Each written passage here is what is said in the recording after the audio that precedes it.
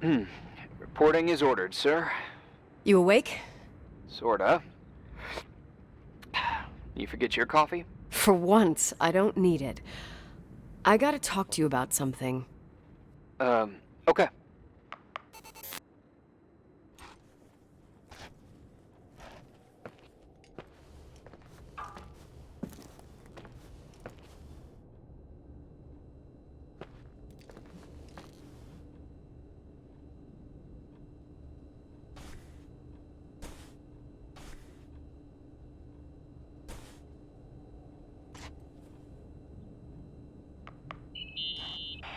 Here I am.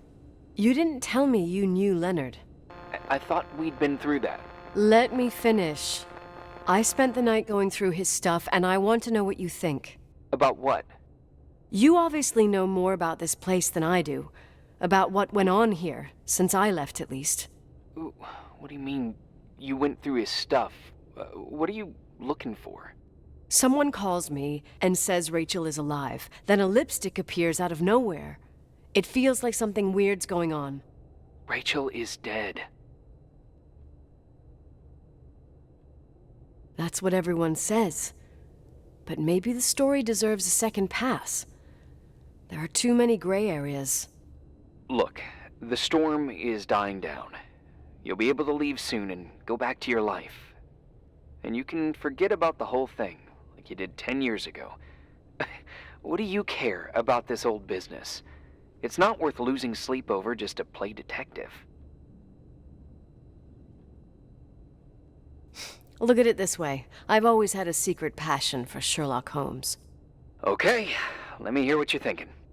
If there's one thing Leonard taught me, it's that you gotta listen to what's buzzing in your head. First, it might just be a confusing noise, but if you connect the dots, then it starts making sense. And right now, I've got a beehive in my head. All right, let's go hunt some bees then.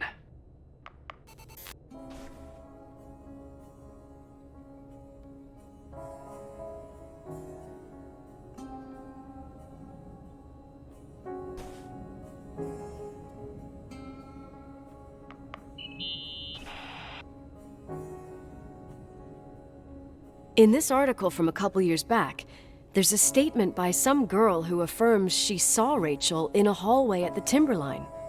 Who's this girl?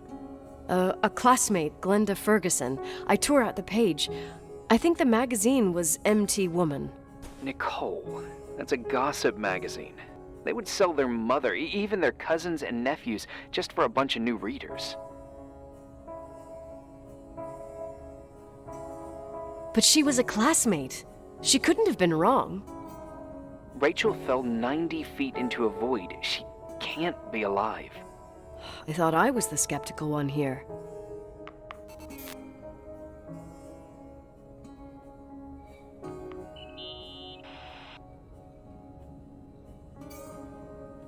I found a copy of the local paper, dated December 29th, 1981, the day that the body was discovered.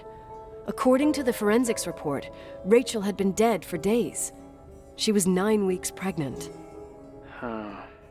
Yeah, that was the official version.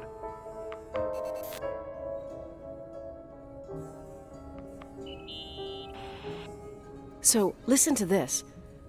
Graphologists doubt the authenticity of the suicide note left by the girl. Who said that? An investigative journalist. The article came out a year after her death. You think it's a setup? Perhaps. Okay, I'll hear you out.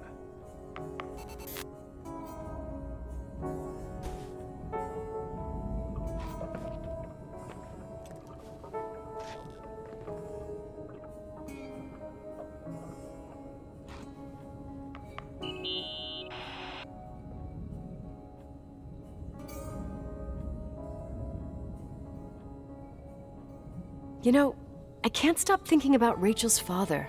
Reverend Foster. He was a very strict man. Harsh, even for pastor standards. He and Leonard spent hours debating the nature of reality, the universe, and God. Well, opposites often attract. Do you ever see him? Rarely. He gives a service once in a while. Back in the day, I thought he was a kind of reptilian with a human skin suit. His daughter's death destroyed his ego. His faith made him even more cynical and lonely than he already was. I can remember him demanding total perfection from Rachel. That was insane. You don't think he could have harmed his daughter? Hey, no. But even Reverend Foster is a player we shouldn't underestimate in this story. Just saying. Right.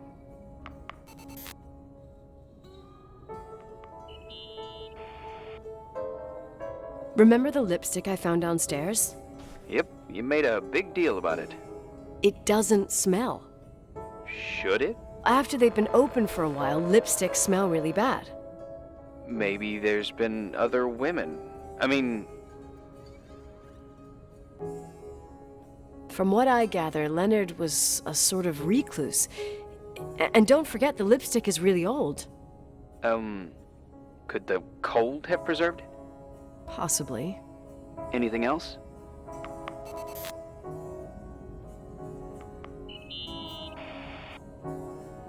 Hey, I found a book in Leonard's things.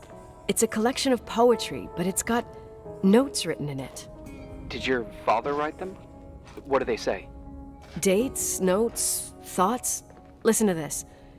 Today I saw Rachel. Or Rachel is sad. Or Rachel says she feels alone. He kept a diary about her. But the book was printed 8 years after Rachel's death. Do you mean it's like he was talking with Rachel after she died? As if he saw her. Well, I mean, there must be an explanation. Of course, there's an explanation for everything, and we've got to find it. Okay, I'd say that's enough. Yeah, that's enough for tonight. Today, or what the hell time is it? You think there's a lot to dig up in this old story? Maybe, maybe not. Until I know exactly what happened. Any objections? You don't need my approval. Good job. You're getting the hang of it. But sometimes it's better to leave the skeletons in the closet. Once they come out, you never know what they'll have to say. It's a risk I already considered. I can handle it. Hard-headed like your father. Trust me, at least on this one thing. Go to bed. You need it. Agent Crawford, this bit of advice. I'll follow it to the T.